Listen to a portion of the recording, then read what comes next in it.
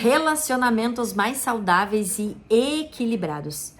Harmonia a dois é possível? Existem segredos para uma boa convivência a dois? Como eu faço para mudar os meus aspectos negativos e como eu faço para mudar o outro? Como é que eu faço para o outro entender aquilo que eu quero? Como eu faço o outro caber naquilo que ele precisa fazer ou ela precisa fazer para que a vida funcione para nós dois? São inúmeras perguntas e esse tema foi pedido para mim. Eu disse, bom, vamos falar sobre esse tema. Primeira dica que eu dou para vocês, que eu já dei essa dica quando eu ministrei o curso sobre relacionamento homem e mulher. Então, para que essa aula não fique repetitiva, e nessa aula, se você não assistiu a aula Relacionamento Homem e Mulher, é importante que você assista porque talvez seja um complemento, ok? É importante também a live Infantilidade nas Relações. E também é importante a aula sobre mulheres e o equilíbrio da energia feminina. Agora, essa aqui, relacionamentos mais saudáveis, são pontos muito simples. Após entender as 5 linguagens do amor, que naquela live lá eu não estava com o livro na minha mão e agora eu não estou, e eu não vou saber dar para vocês as de fato 5 linguagens do amor. Então, vai pro Google, vai buscar, vai procurar, mas é importante que você saiba as 5 linguagens do amor. Talvez para alguns de vocês é importante que você leia o livro das 5 linguagens do amor, porque eu fui lá para ler esse livro a partir da Manu Fleig, que é uma coach, uma terapeuta muito legal. A Manu Fleig é de Porto Alegre, no Rio Grande do Sul. E ela nos ajudou muito no nosso relacionamento, no momento em que a minha linguagem do amor era o fazer e a linguagem do amor do meu esposo é o elogio. Ou seja, eu não dou bola nenhuma quando as pessoas estão me elogiando, mas quando as pessoas fazem algo por mim, é o que é mais importante. E eu tinha dificuldade de fazer elogio. E aí as pessoas acabavam me enxergando como uma mulher muito dura, muito ríspida, que tá sempre exigindo, pedindo e nunca faz o elogio. Então eu tive que aprender, através da leitura do livro As 5 Linguagens do Amor, que é importante elogiar. É importante, por exemplo, quando você vai descobrir os aspectos de fazermos os feedbacks. E a escola Vox to You, que é uma escola que eu admiro muito, recomendo, tá? É uma escola de oratória. Em uma das aulas da Vox to You Master, eles ensinam sobre o feedback sanduíche, que muitas pessoas entendem o feedback sanduíche de forma distorcida. No nosso relacionamento, para que ele tenha mais equilíbrio, é importante que nós façamos um combinado com o nosso cônjuge sobre feedback sanduíche. Então essa é a primeira dica dessa aula. Tu pode estar num casamento ou num namoro, e após essa aula você não precisa dizer pro seu cônjuge, olha, eu assisti uma aula com a Jaque Pigato e eu queria fazer um recombinado contigo sobre o nosso relacionamento. Eu queria instituir o feedback sanduíche para nós. Por quê? Pode acontecer uma projeção. Você pode estar querendo colocar o teu cônjuge numa forma que seria o bom para você. E existe um erro de consciência em toda a humanidade que já acontece há mais de 15 mil anos, desde a era glacial, que nós viemos sendo convidados à distorção. E a distorção, gente, é realmente a consciência da leitura das coisas. É por isso que as brigas acontecem, as guerras. É por isso que muitas vezes a gente precisa silenciar, porque quando a discussão não para, não tem fim,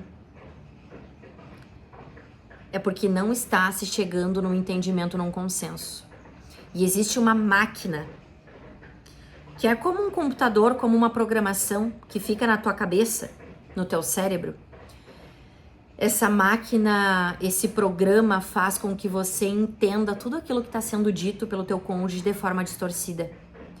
Isso aconteceu comigo nesse final de semana e foi muito interessante, porque eu estava com o meu esposo discutindo algo importante, aí eu falei algo pra ele e ele foi super reativo.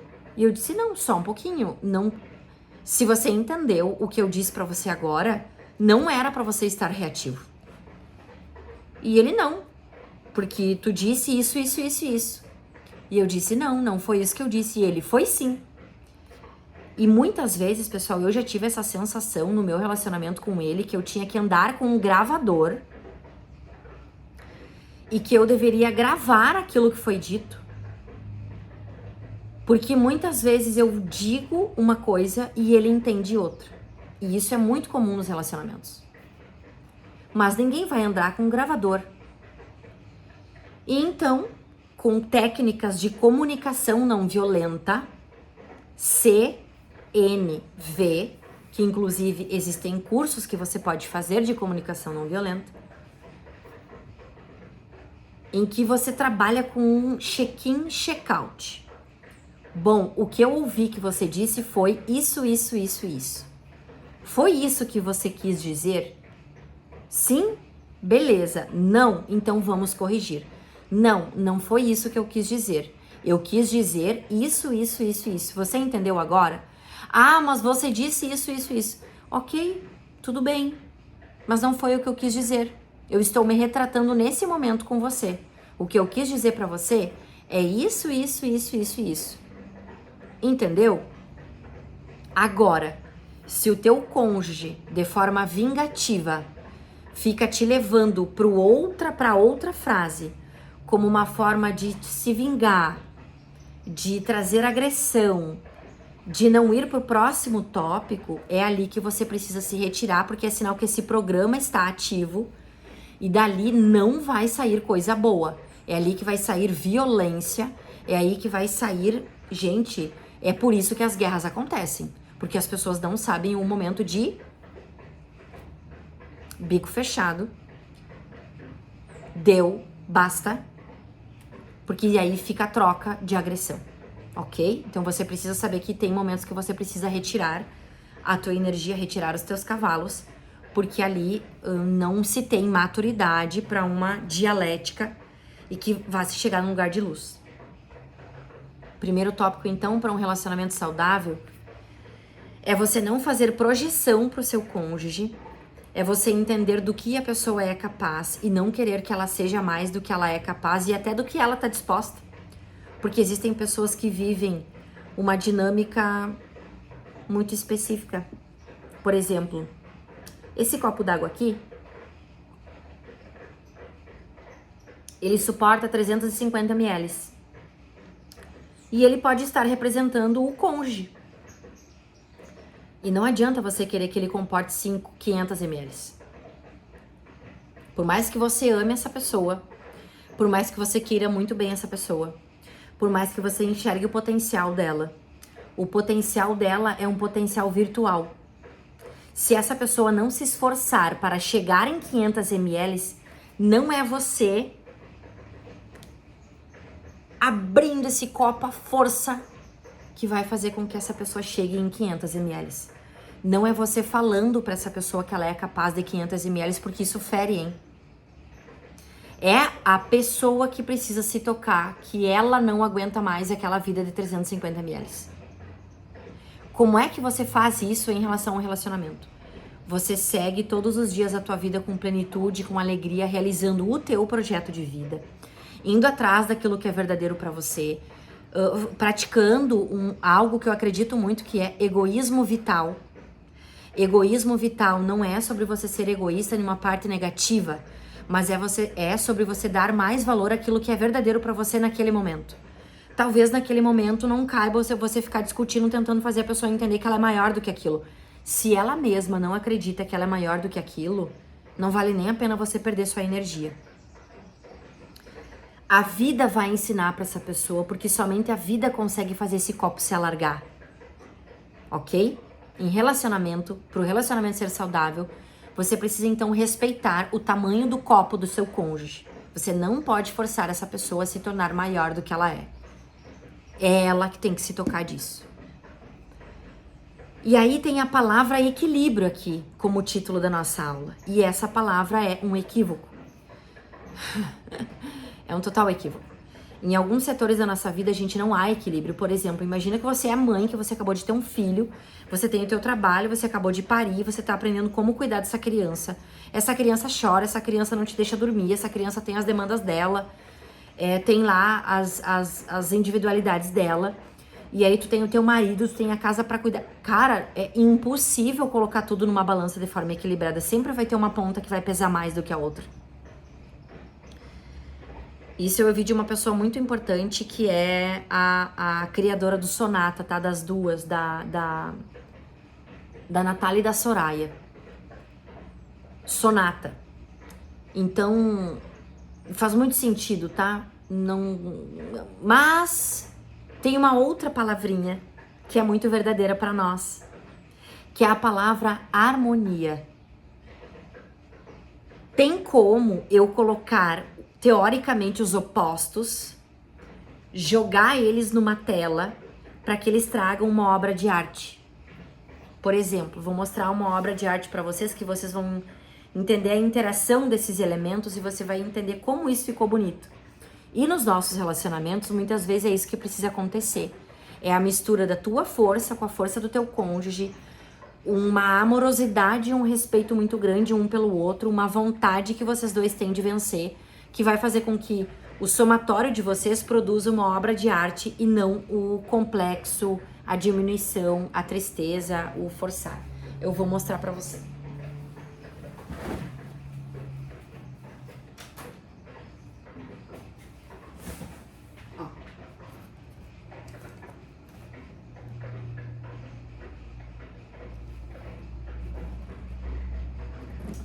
Essa aqui é uma tela de Antônio Meneghetti.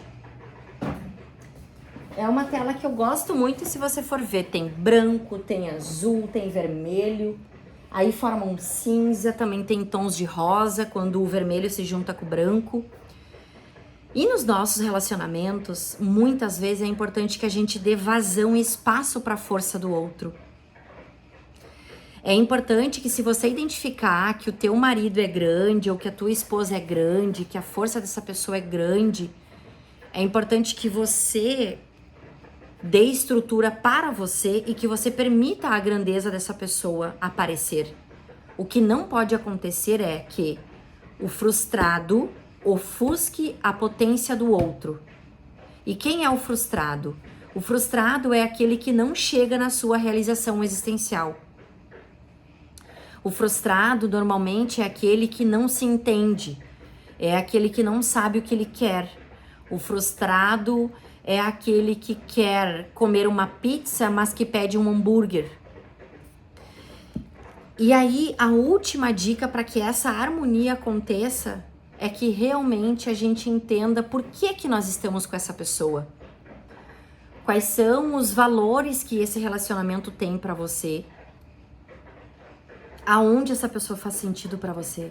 O que você admira nela? E quando chegar o momento em que você não admirar mais essa pessoa te envergonha, essa pessoa, quando abre a boca, você tem vontade de se esconder, quando essa pessoa te corrige, te dói. E assim eu poderia dar várias dicas para você. Esse é um indicativo de que esse relacionamento já terminou, porque não há mais a admiração. E quando não existe mais a admiração, não tem por que duas pessoas ficarem juntas. É o momento que elas precisam ter a amorosidade de permitir que cada uma siga o seu rumo, porque não existe mais aquele escorrer da vida, né? Um não escorre mais a vida no outro. Então, a última dica é que cada um tem que entender o seu tamanho. E entendendo o teu tamanho, tu precisa não ficar chateado porque o outro é maior ou é grande, porque não é sobre isso, mas é sobre olhar para a pessoa e admirar a grandeza dela, admirar a força dela e ajudá-la a se tornar maior ainda.